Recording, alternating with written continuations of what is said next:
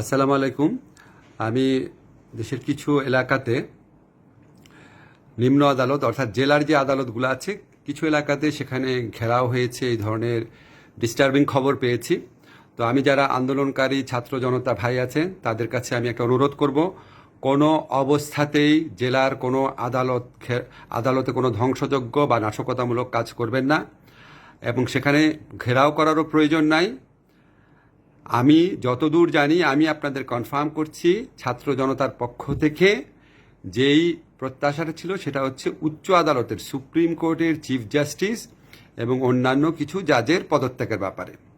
নিম্ন আদালতের ব্যাপারে তাদের কোনো কর্মসূচি নাই, এবং এটা ভুল করে বা না জেনেই কেউ বলে দিতে পারে, কিন্তু আমি আপনাদের কনফার্ম করছি এই ধরনের কোনো কর্মসূচি অ্যাটলিস্ট আপাতত নাই।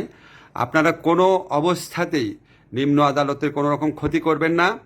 এই সমস্ত এত কিছু এই পরিস্থিতির মধ্যেও তারা কাজ করে তারা আপনাদেরকে সেবা দেওয়ার চেষ্টা করছেন। অতীতে যে ভুল ভ্রান্তি কিছু জায়গায় হয়েছে সেটার থেকে তারা বের হয়ে আসবেন, এবং সেটা তারা আমি আপনাদেরকে আইন মন্ত্রণালয়ের যে দায়িত্বপ্রাপ্ত উপদেষ্টা হিসেবে বলছি, সেরকম নিশ্চয়তা তারা দিয়েছেন। এবং আপনারা যে কোনো মূল্যে আমাদের এই আদালত ব্যবস্থাকে, নিম্ন আদালতে যারা বিচারক আছেন তাদের নিরাপত্তার ব্যবস্থা করবেন, ভবনের নিরাপত্তার ব্যবস্থা করবেন। যারা উচ্ছৃঙ্খল জনতা আছে তাদেরকে বুঝিয়ে শান্ত করবেন।